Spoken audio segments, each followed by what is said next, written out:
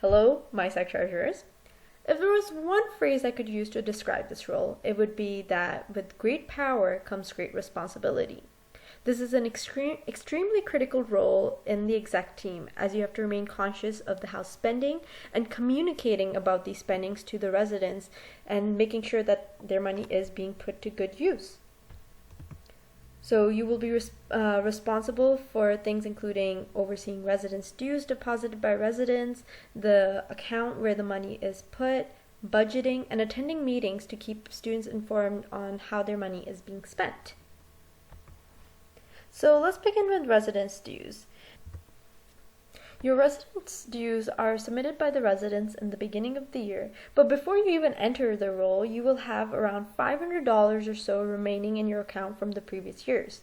This is the amount you too will be required to leave behind for the incoming exec when the year is complete. All the money that students deposit will be sent to your house account in portions, so you will get the majority in September and some is held back and provided to you later. This is so that if there are any changes or dropouts, the students will be reimbursed for these fees. And as mentioned on your orientation proposals, there is a percentage of the house fee that is withheld for your honoraria that you receive at the end of the year. Now, you are receiving all the money from students to spend it responsibly, but also spending the maximum you can is what we're hoping for. If possible, aside from your minimum balance required, try to use up all the house funds, which could be through house events, legacy purchase trips, so many ways. Because if I'm paying, for example, as a resident, $100, I want to see that full $100 being used and being used really well for all the events I want to see. So make sure you're spending as much of the money as you can. Now, you may or may not have heard about the types of account when transitioning into your role, but there are two types. The first type is your bank account for your residence, which you will have with one of the banks in town. Your house should be listed as a small business account. You will also have to keep up with the account fee, so make sure you know what amount yours will be and when you will be charged. You will also be receiving a monthly account statement, and since the person in your role changes yearly, it is recommended that you have a paper copy of this as well. This should also be given to your residence Dawn and Student Life. A bank account also means that you have checks, debit cards, and credit cards. Make sure that these are always kept in a secure location. Your house president should also be aware of any transactions that are being made, and while you may have a credit card, it is advised that you choose your debit card when you're making transactions, because you cannot have debt be transferred to the following year's residence. And let's be real, this is the digital age, so you will also have online banking. So you will now have received access to your bank accounts and have changed the password so that no previous secretary can have access to it. Remember, these avenues of money managing are kept secure to prevent any thefts. The second account is your university account. So each residence has an account that is managed by the housing department, where the university fees will be charged, such as event security staff, so ESS, any audiovisual tech that you order, or house damages. So you will be receiving these account statements at least once per term. And recall how I earlier mentioned the minimum balance? Well, this account requires you to maintain $500 at all times. Now, you have the accounts, but it's also important how you're handling the money. You may very well be aware that your bank account for the house will be overseen by you and your president in order to prevent any kind of theft, and there's no oversight during this process. You will also get a cash box, so any money that you have, any debit card, should be locked away in this box, and this box should be kept in yours or the president's room, and make sure the key is always hidden and that your room is always locked. We do not want an Ocean's 11 heist going on in residence now, do we? So also make sure there's never more than $200 in that cash box at a time. Deposit any additional funds as soon as possible, otherwise it gets too risky to have that much money on your hand. You will also have to place deposits in your account from time to time, as well as write checks. This is something you have already done when you were writing the honoraria checks, but we will look at both these things in the next couple of slides. And lastly, make sure you're documenting all transactions, meaning money received or spent, and keeping the receipts. We will provide information on this in August, all right? So this is what a deposit slip would look like. As mentioned, you don't want to have more than $200 in your cash box at a time, and the rest has to be deposited. Cash should only be on hand for a maximum of 1 week after an event has occurred. And whenever you get the chance, whenever you have large cash amount on hand, a deposit should be made within 24 hours.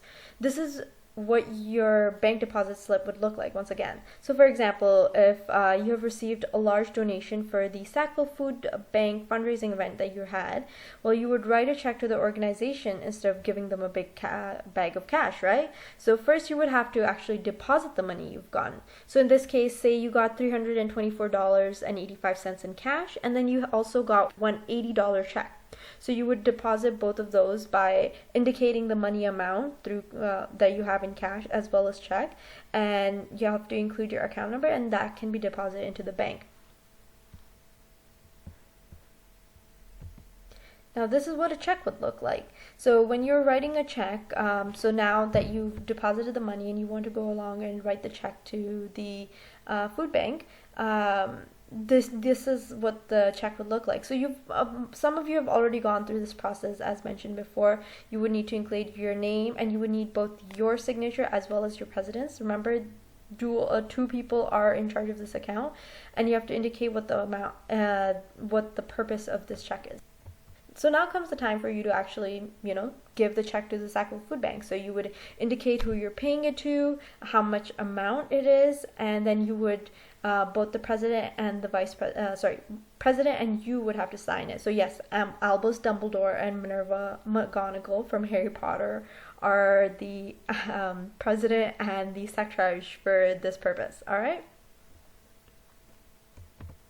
Now you have to remember, when you're handling money coming in and going out, it must all be documented, meaning you have to keep the receipts, even the dollar store ones. If there are transaction types without receipts, such as purchasing something from another residence, then keep a detailed note with the dates, funds used, and materials or services used. And make sure to track all the checks written and received as well. If this all sounds like too much right now, don't worry, you will learn how to keep track of financial records in August training. And you also have to be proactive in your money management. So budget is a big part of this. So you'll have to budget for specific trips. For example, if there's an annual trip that your house has always been going to, like say a ski trip, you have to make room for that. Or your exec is planning something like your house party, that's also has to be accounted for. The end of year banquet is something that you might want to consider, as well as some houses have also chosen to give ACRE ticket subsidies. That's up to you and your exec to decide, but just keep in mind that you only have a finite amount and you want to budget it properly. So keep in mind what you want your year to look like, and this is something that you want to discuss with your exec as a team and go from there. Lastly, there are some meetings that you will have to be part of and have to actively participate in. So for example, I have here on the slide the legend. So this would include like the people that would be involved in the meetings, how frequently the meeting occurs, what information is discussed during the meeting, and then what your role specifically looks like. So here I have highlighted 2 of the meetings all at once because they are very similar in what happens and what goes on there, and your role only varies slightly. So in a house meeting, which is the general house meeting where all the residents appear, you talk about the general housekeeping things, upcoming events, spending, and house council is similar, but it's more for residence leaders, but you will still be discussing upcoming events, spendings, and rule reminders once again. And your role in these only varies slightly. So in both cases, you will be reporting on how the house funding is being spent, collected, and what your current balance is. You also have to take minutes in both of these meetings. But the difference is the minutes that you take in a house council meeting is only sent to the house council members, whereas the meetings taken in a house meeting is sent to all residents, and this is typically distributed through email.